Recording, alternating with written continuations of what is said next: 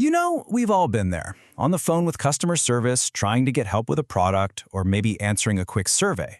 But have you ever stopped to wonder what's actually happening on the other end of that line?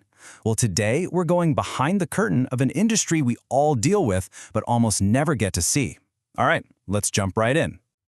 So, to really get a handle on this world, we're going to break down 5 key things. First, we'll look at the absolutely mind-boggling scale of this industry.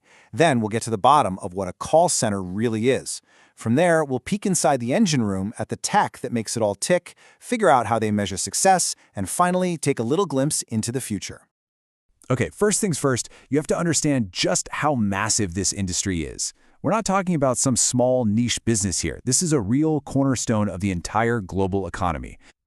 Let's start with the money, because wow, in 2023, the global call center industry was valued at over $332 billion. To put that into perspective for you, that is larger than the GDP of a lot of countries. It's just a colossal figure that really shows you how vital these services are to business all around the world. And look, it's not just about the cash, right? It's about people. This industry employs over 17 million agents across the globe. That is more than the entire population of the Netherlands. This makes it an absolutely massive source of jobs and a key economic driver everywhere from the Philippines to the United States. So here's the key takeaway. These aren't just rooms full of people wearing headsets. They are the actual nerve centers for global customer interactions. They're essential for pretty much everything. We're talking healthcare, finance, retail, technology, you name it. They're the human connection in our increasingly digital world.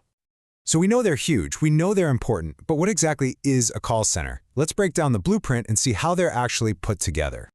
In its heart, a call center is all about the phone. Simple as that.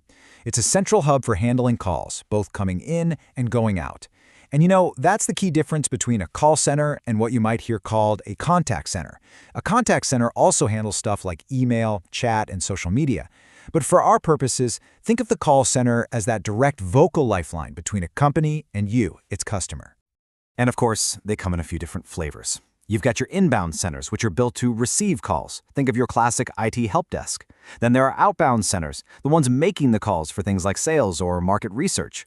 Blended centers? Well, they do both. And now, more than ever, you've got virtual call centers, with agents working from literally anywhere in the world with a decent internet connection. Now, every single business that needs a call center has to make a huge decision. Do we build it ourselves, or do we hire someone else to do it for us? Building it in-house gives you total control over the customer experience, but man, is it expensive. Outsourcing, on the other hand, is way cheaper and easier to manage, but you're essentially handing over your brand's voice to a whole other company. It's a big trade-off. Okay, now for the really cool part. Let's lift the hood and look at the technology and the step-by-step process that lets millions of these calls happen smoothly every single day. Welcome to the engine room. All right, 4 key pieces of tech make the magic happen. First, there's the ACD, the Automatic Call Distributor. Think of it like an air traffic controller for calls, safely guiding your call to exactly the right person. Next up is the IVR. That's the automated voice you hear asking you to press 1 for billing. Then you've got CTI, which is kind of like caller ID on steroids. It instantly pops up your entire customer history on the agent screen. And finally, call recording, which they use for training and just making sure every interaction is as good as it can be. So let's actually follow your call on its little journey. You dial the number. The system, using that IVR and ACD we just talked about, figures out what you need and zips you over to the best agent for the job. That agent, thanks to CTI, can see your whole history and help you out way more effectively. And after you hang up, they take a quick moment for wrap-up. That just means adding notes to your file so the next person you talk to is already up to speed. Pretty slick, right? With all this technology and all this activity, how does the call center even know if it's doing a good job? Well, the answer is data. They measure absolutely everything. Let's take a look at the scorecard. And they don't just track one thing. Success is really measured across 3 big areas. First, how you, the customer, feel about the whole interaction. Second, how well the individual agent did their job. And third, just how efficient the whole operation is running. It's a total 360-degree view of performance. So this leads to a really key question they're always trying to answer. I mean, it's not just about solving one problem today. How do they know if a customer is happy enough to actually stick around for the long haul? One of the most popular ways is something called the Net Promoter Score, or NPS. You have definitely seen this. It's that question. On a scale of 0 to 10, how likely are you to recommend us? Anyone who gives a 9 or 10 is a promoter. They're a fan. Anyone who scores a 6 or below is a detractor. And the goal is super simple. Have way more fans than critics. Now let's talk about a huge metric, first call resolution, or FCR. This is all about measuring how often a problem gets completely solved on the very first call. And why is this so important? Well, a high FCR means you have really skilled agents, and more importantly, happy customers who don't have to waste their time calling back over and over again. So we've seen the scale, the structure, and the science behind call centers. Now let's look at where they came from, and, even more exciting, where they're going. Because trust me, the future is definitely calling.